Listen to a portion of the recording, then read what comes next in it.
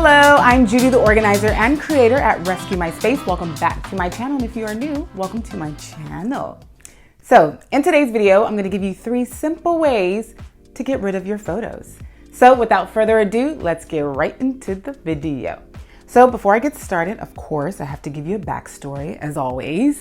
So photos, at least the photos that I'm mentioning in this video, includes both digital photos and physical photos, especially the physical ones, because if you're born around the time I was born or before, physical photos was just a thing. I mean, I remember taking pictures with the Kodak cameras and having my film developed every so often. I remember even never getting film developed because I couldn't afford it. So I grew up with physical photos. That was literally the only option we had to capture moments. But nowadays, you can literally snap a photo using your phone. It's so easy. And because of this, a lot of our phones are filled with thousands and thousands and thousands of photos. At least mine is. Right now, I looked at it a couple of minutes ago. I have about 3,800 photos. And to be honest, I'm like, why do I have so many? Of course, it's years and years of photos, but still, it's still a lot. And I don't even think I even had that many photos in the physical form. So as I was talking before, we had a lot of physical photos, and there are a lot of people out there who has that amount of physical photos right now, thousands and thousands of photos. And because of it, it's clutter now. No one really looks at photos anymore, unless you're trying to create a family tree. But unless you're in grade school, you're not creating that in your adulthood. So that's why I'm doing this video. I want to show you 3 simple ways to get rid of photos so that you can create a more clear space in your home and without losing those memories. Okay, I don't know if you understand that, but with that said, the first simple way to get rid of photos is to scan them and digitize them. So that really means is scanning them and putting them on your computer or putting them on a USB drive or hard drive so that you can keep it for later. And I would even go a little further and back it up to like the cloud. So if that USB drive or that hard drive had a defect, like one that I've had not too long ago, but that's neither here nor there, you will still have your photos.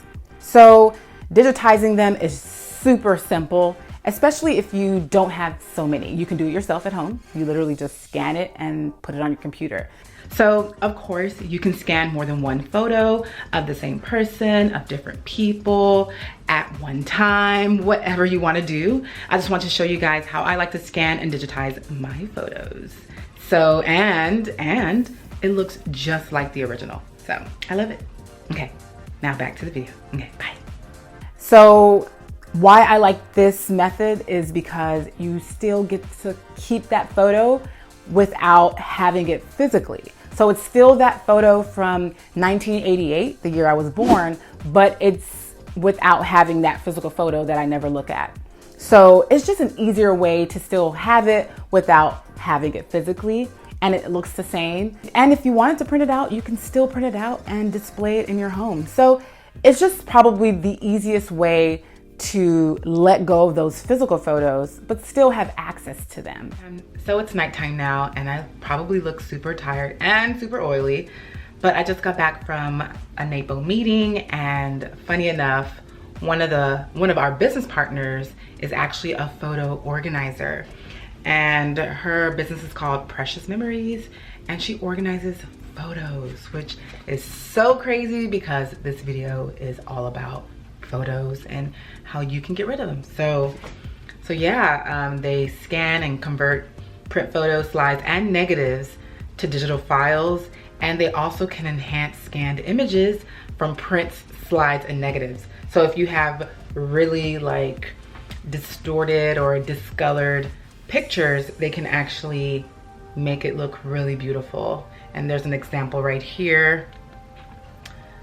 I don't know if you can see that. Yeah.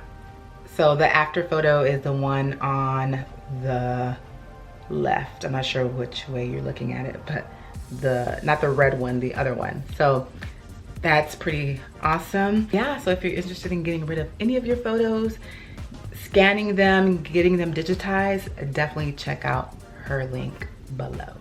Okay, back to the video. So the second simple way to get rid of photos is to create a photo book, which is probably my favorite option thus far.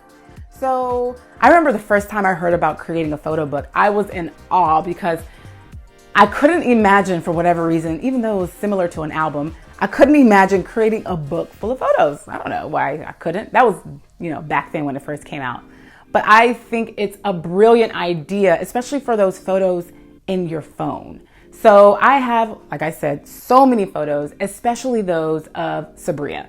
So Sabria is my boyfriend's daughter, who I love, I adore her, and we are constantly taking photos of her. I mean, if it's not him or me, it's his sisters, it's someone. We're always taking photos of her, and we have so many photos of her. And let me speak for myself. I have so many photos of her, and I want to delete them.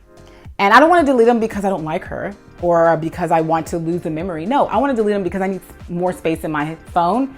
And there's no reason why I should have thousands of photos of her. So rather, what I did was create her a photo book of herself for her. So whenever she wants to show her beautiful self to everyone, she can just show them her book. She doesn't have to take my phone, as she likes to do all the time. She can grab her book and show it to everyone. And of course, as she grows, we'll just make her more books. I love this idea because it's super simple to create. You literally just upload the photos you have on your phone or on your computer, and you add it to the website.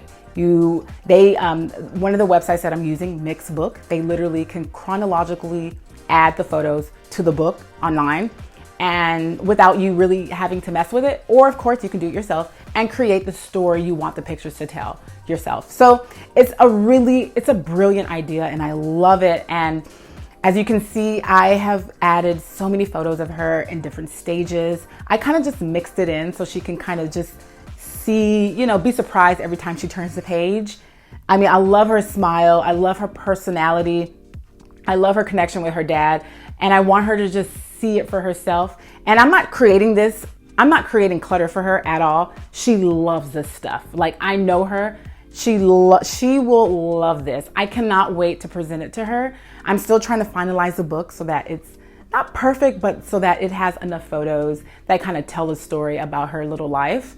And so I'm super excited to give it to her. But yeah, a photo book is a brilliant way to hold on to your photos without having multiple photos, whether it's physical or, of course, digital. So the third simple way to get rid of photos is to only keep your favorite, and then you can put them in an album. So I did mention an album before, and it is a thing of the past because no one really sells albums. Only maybe Michael's and Amazon. I went to Target, I went to Walmart, they didn't have it.